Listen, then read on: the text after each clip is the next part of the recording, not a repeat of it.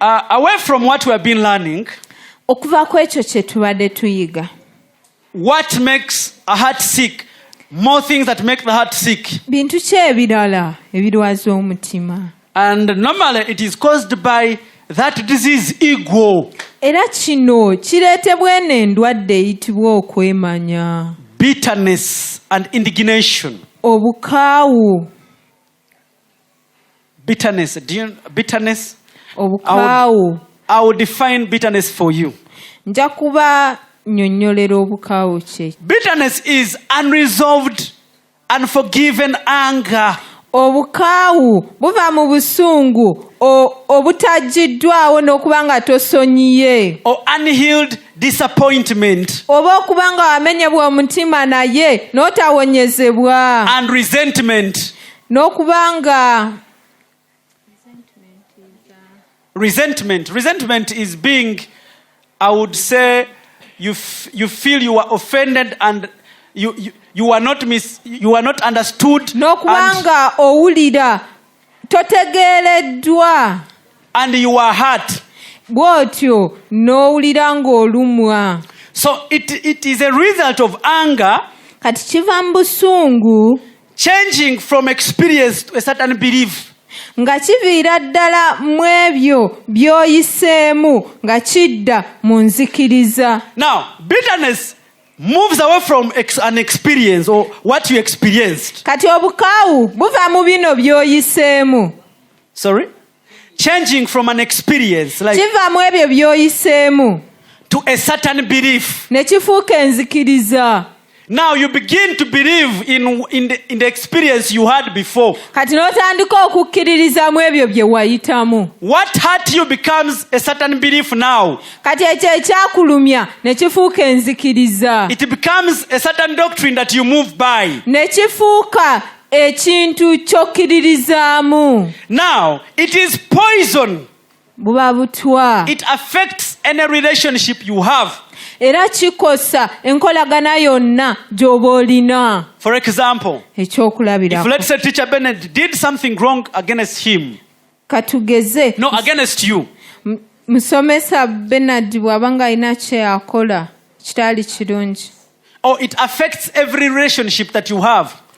Kikosa enkolagana yonna. I want to tell you, when the heart is sick, it can never sustain any relationship. Nze njagala obagamba nti omutima bwe gulwala tegulina nkolagana yonna gye gusobola kuzimba The reason is that it gets the bitter part of it and keeps it, which destroys the relationship you want to build. In fact, it breaks the bridges of relationship. Ensonga eri nti gulondayo ekitundu kyagwo ekijjudde obukaawu ne kiguteeka mu nkolagana zino, era kino ne kijjawo olutindo olubadde mu nkolagana zino. It affects how you relate with God, Kikosa engeri gy'okolaganamu ne Katonda, and also it affects how you relate with other Christians as era well. ne kikosa n'engeri gy'okolaganamu n'abalokola abalala. Now, bitterness, it's like deadly poison that it gets over your thinking and you transfer that thinking to other people.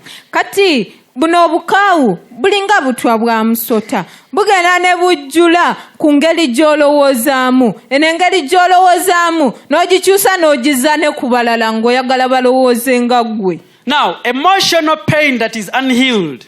Kati engeri gye tuwuliramu bw'ekosebwa ate n'etawonyezebwa, It can destroy your salvation journey. kisobola okukosa olugendo lwo olw'obulokozi. How emotionally you get affected and you don't recover from it. Engeri gy'okosebwa ku ngeri gy'owuliramu ate n'otawonyezebwa. People may wear a smile on their faces, Abantu basobola okuba nga baseka ebweru but inside there they are dying. naye nga munda mu bo bafa. And in fact, the Holy Spirit told me, Era Omwoyo Omutukuvu you see, yaŋŋambye there are a lot of flames in the church, nti olaba mu kanisa mulimu fulemu emibiri mingi, but the people are not there. naye abantu bennyini tebaliiwo. They have been pained to the extent they come okutuukiriza omukolo, to bless the occasion. Nti balumiziddwa okutuuka ku kigera nti kati bajja buzzi kutuusa mukolo. And some were affected by prophecies. Ate ng'abamu baakosebwa bunnabbi. When a prophecy does not get fulfilled, the person gets disappointed and emotional damage. Obunnabbi bwe butatuukirizibwa omuntu awulira nga kimukosezza nnyo mu ngeri gy'awuliramu. Now, bitterness is what is going to be there because you are unhealed. Kati obukaawu bwe bugenda okubaawo kubanga towonyezeddwa. Bitterness creates doubt. Obukaawu bukuleetera okubuusabuusa. You see, doubting God okubuusabuusa Katonda is created by the circumstances which you have lived in and you were never saved from the situations. kireetebwa embeera z'oba oyiseemu naye nga tezaali nnungi ate nga tewalokolebwa kuva mu mbeera ezo. And you start shifting the blame. Kati notandika okuba nga onenya Katonda. Now, and also bitterness creates mistrust. Obukaawu buno buleetawo n'okuba nga teweesiga. Some sense of insecurity. N'owulira nga tolina gwe weesiga. You see negative in every positive. Nga gwe ne wali ekirungi wonna onoonyaawo obubi. If you want to know how bitterness is, you go to a divorced woman. Bw'oba oyagala okumanya obukaawu bwe bubeera genda ew'omukyala eyanobye. Me, I spent 20 years, I didn't get anything there. Marriage is not good. Emyaka 2 sina kye nafunayo obufumbo bubi. I am unlucky. Nze siina mukisa. Maybe they bewitched me at home. Osanga bandoga ewaka. Now, you see, you shift the battle from the reality. Kati olutalo n'olujja ku kituufu ekiriwo. Even to the people who died a long time ago. N'oluza ne ku bantu abaafa edda. If my father had worked, I wouldn't be poor. Nti singa taata wange abadde yakola nnyo nze sandibadde mwavu. I am suffering because of my father. Ndi mu kubonaabona olwa taata wange. These are the situations I am in right now. Ze mbeera ze mpitamu kati. Now, you are always bitter. There is no positive that you see. Nobeera nga buli kiseera obeera mu kaawu gwe toyina kirungi ky'olabawo. Now, Jesus comes and says, Kristo ajja n'agamba, I have brought the divine purpose and plan. Ti nze ndeese enteekateeka ey'omwoyo. Also, Jesus, he went a long time ago. He has never come back. Ne Kristo yagenda emyaka mingi emabega taddanga.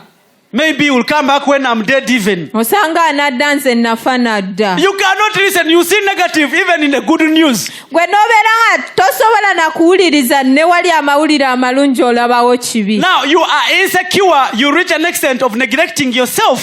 N'obeera nga owulira toyina gwe weesiga n'otuuka n'ekiseera naawe ne weevaako. You have self-pity. Nga weesaasira. And in fact, when you want to know people who have bitterness, era ng'oyagala okumanya omuntu ajjuziddwa obukaawu, they have a lot of self-pity. Beesaasira nnyo. And they want to show that actually what they have suffered is bigger than what you suffered. Era baagala babeere nga bakakasa nti bo kye bayiseemu kyamaanyi nnyo singa gwe ky'oyitamu. Do you know that they had just given birth to me and my mother died after 10 days, my dad died. Do you know that the situation I passed through? You're joking here. Nti gwe omanyi nti nze baali baakanzaala maama n'afa ennaku 10 ne ziyita ne taata n'afa, omanyi byempiseemu gwe osaaga busaazi. And even when we were there, the uncles took our land. Era twali tukyali awo ne bakojja ne batwala ettaka lyaffe. Unfortunately, these are the people who are fighting Museveni. Because with that anger, they will kill you. Ekyembi bano be bantu abalwana ne Museveni kubanga obusungu obwo. He's dealing with a generation that is unhealed. Aliko akolagana n'ekyasa naye ng'abantu emitima gyalwala tegiwonyezebwanga. This is the church we have today. Eyo ye kkanisa gye tuyina kati. Now, he has never healed. He comes to the church. Olinga tawonyezebwanga naye ng'ajja mu kkanisa. Even in their family, he has never been recognized. Nga ne famire yaabwe temanyibwangako. Now when God says, okay, I have seen your situation, now be an elder of the church. Now, he said, they will see me for whatever I suffered. Kati Katonda bw'amala n'agamba nti kale nabye embeera gy'oyiseemu kati fuuka omukadde w'ekkanisa kati ye ng'agamba nti bagenda kundaba byonna byembonyeebonye. I never had any role in my life. Now let me use the opportunity. Nga nze bulamu bwange bwonna sifunangako bukulu kati kankozese omukisa guno. These are the leaders we have in our society and they are dominated by ego. Bano be bakulembeze be tulina mu bitundu byaffe bajjuziddwa kwemanya. They were offended long long time ago, baakosebwa emyaka mingi emabega and the poison is working today. era ng'obutwa bukola kati. Have you ever been injected and then the pain comes at night after?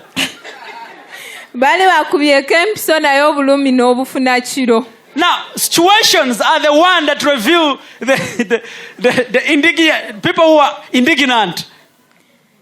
Situations reveal these people who have been emotionally damaged. Kati embeera ze zijjayo abantu bano ababadde nga baakosebwa mu ngeri gye bawuliramu.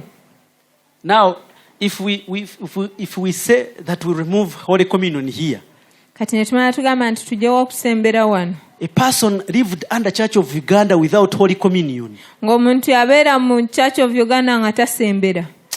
You're who?